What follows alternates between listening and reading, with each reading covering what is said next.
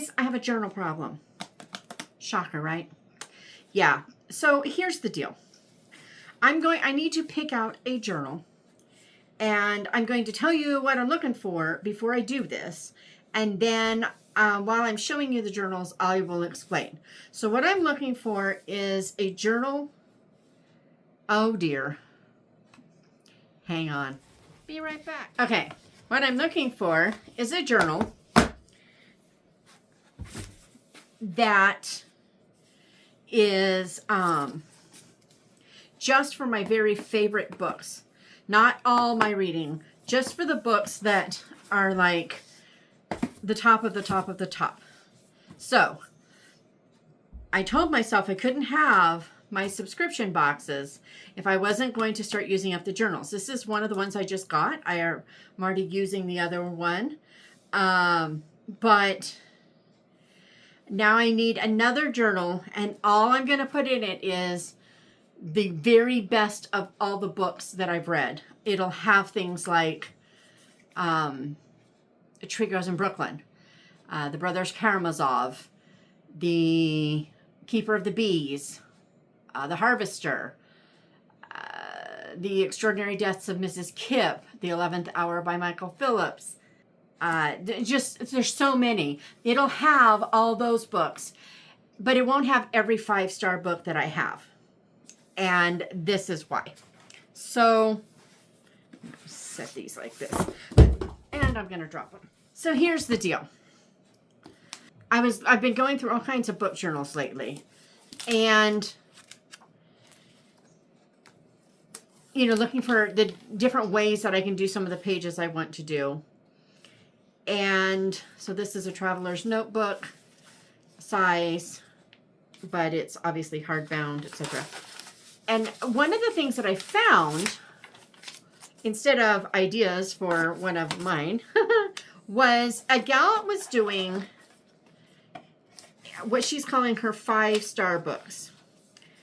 And she's doing a journal just for her 5-star reads. And I really liked the concept, but that exact concept won't work for me because I give a lot of 5 stars. And here's why.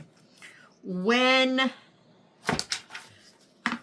I first started reviewing on Amazon, they used to have a rubric. If you hovered over the stars, it would tell you 5 stars was I loved it, 4 stars was I liked it, 3 stars was it's okay, 2 stars I didn't like it, and 1 star was I hated it. It was a brilliant rubric because each individual thing was definitely stronger than the last and weaker than the one before it, and vice versa, right?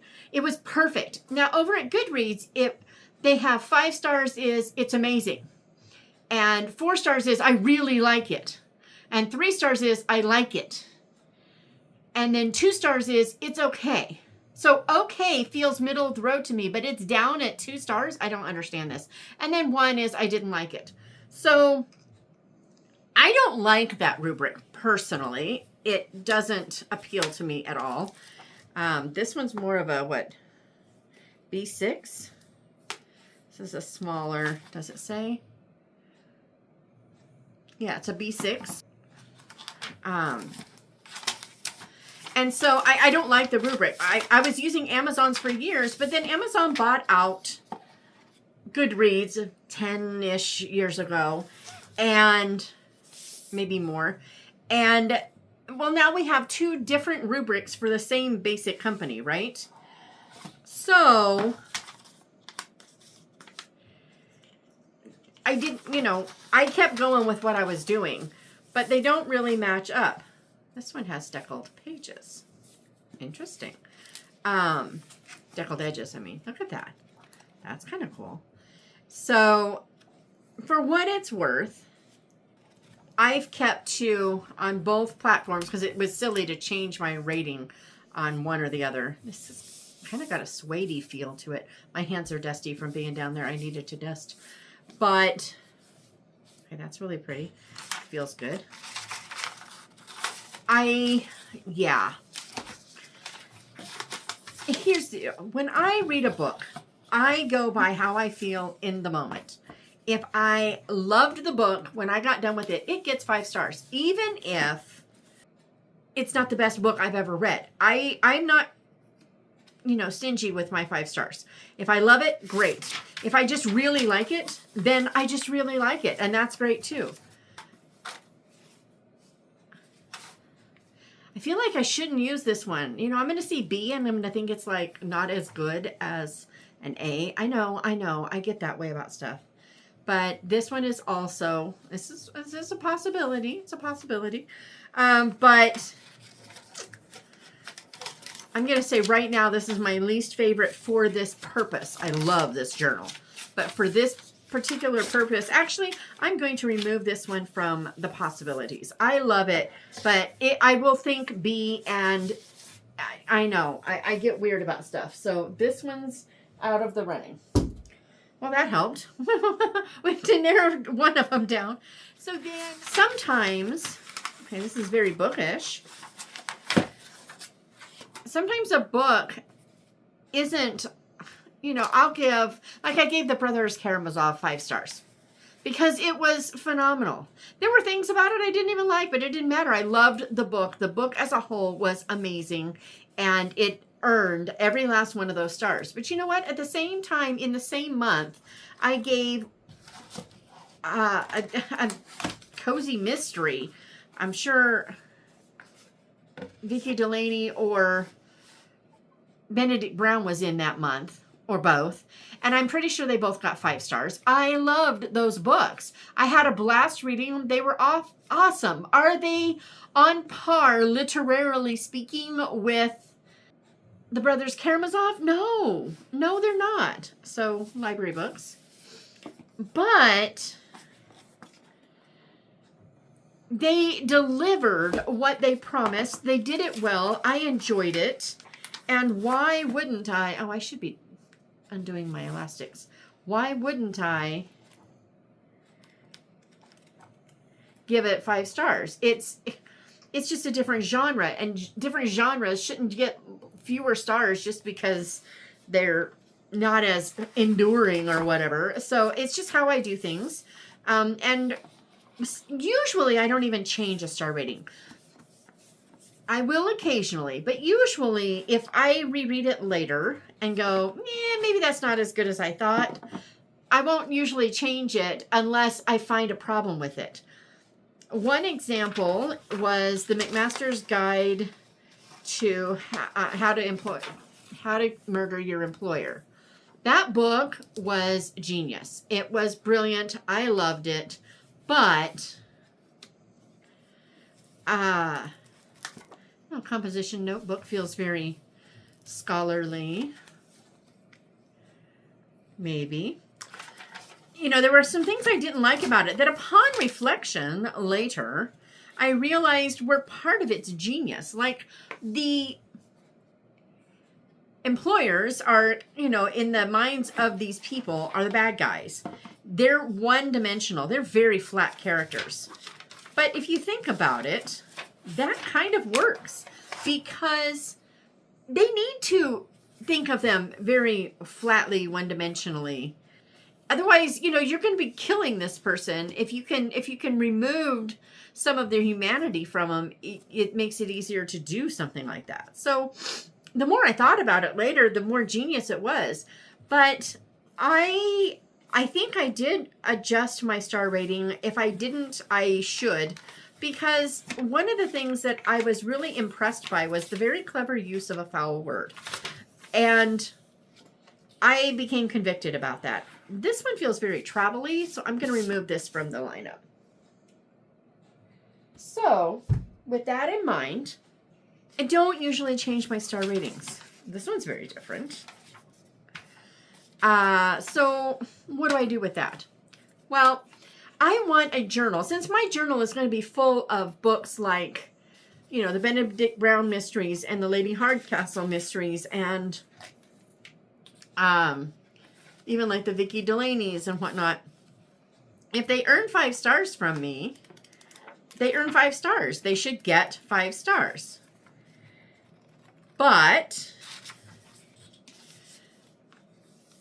for the books that are enduring, like all-time whatevers, I want a journal that just says, These are the ones that if I could only ever read another book again that I've already read, I would want it to be one of these. You know, if I need to recommend just the very best book to someone who doesn't have much time to read, I'm going to go from these. These have something extra special that I would normally give 6 stars to if I could give 6 stars.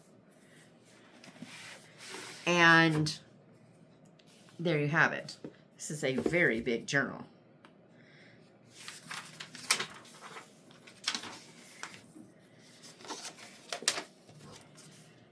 Wow. I forgot about this one. So, these are the ones I have. And I'm going to make this journal. I'm just going to take, a little bit of time here and there. Probably whenever I go to put one in, I'll put a backlist one in. I'm not going to sit and spend a lot of time creating the journal right now. But I do think that each time I put one in it, I can add another to it.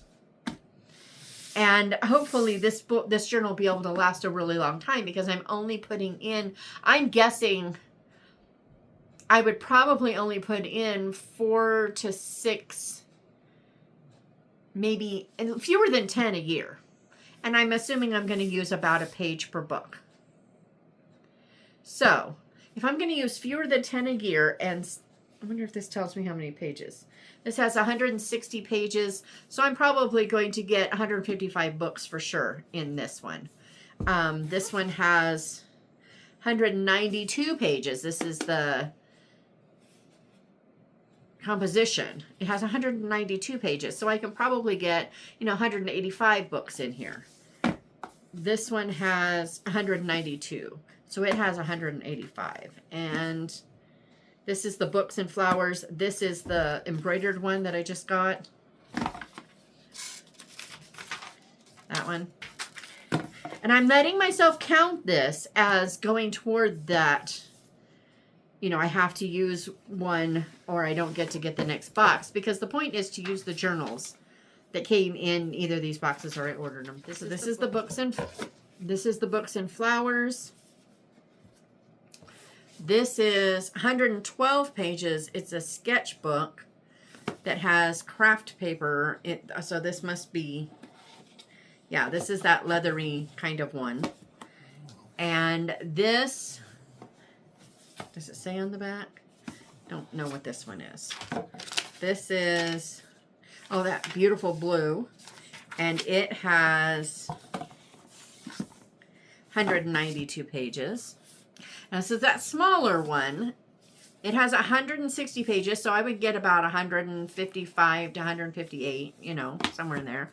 And then this is the Traveler's Notebook with a typewriter on it, and it has 144 pages, so I would get about 140 books. So, with that in mind, guys, what do you think? A, am I nuts to do this? I don't think I'm nuts. I think I'm really going to love this. But also B, which one do I use? Really big one? It's called the Cabinet of Curiosities. It's got that green big one with the embroidery. There's the composition notebook, the denim embroidered from that kit that I just opened recently. This is another Cabinet of Curiosities that has the Books and Flowers on it, the town one. This is the sketchbook with leather flap with the wraparound thingy. It has I'm going to take this one out. It only has 112 in it. I don't think that's enough. So we're going to take that one out. So now we've narrowed it down to 7. Perfect number. So this is the blue one. This is the Traveler's Notebook size with a typewriter on it. And this is, I can't remember what it looks like. Oh, it's the green. Oh, I should probably fix that. This is the green one. Which one do I do, guys? Which one is, do I want smaller pages for each book? And, something modest that way? Or do I want to, this is a size I don't usually use this one very often or this one very often. This one I could have still a long page, still put the cover on it, you know, stuff like that. And then this one, I can go really big if I want.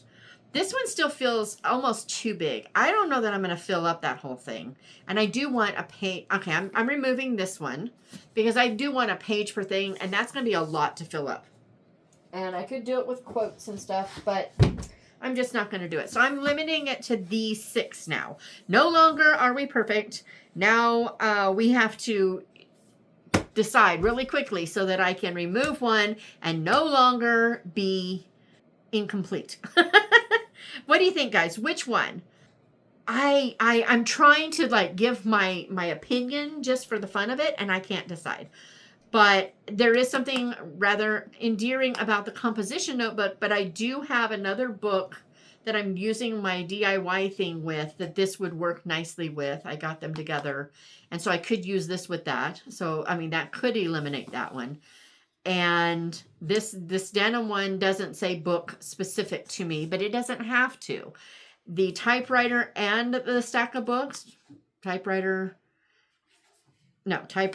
stack of books, both of those are pretty cool. The blue one is just beautiful, and I would absolutely love it.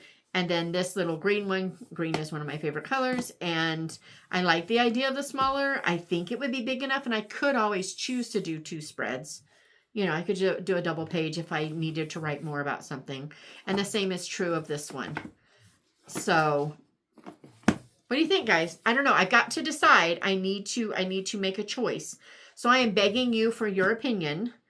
And yeah. Meanwhile, I am going to show you my Advent stuff and then go for my walk because I have a new Cheeringham to listen to and I'm looking forward to it.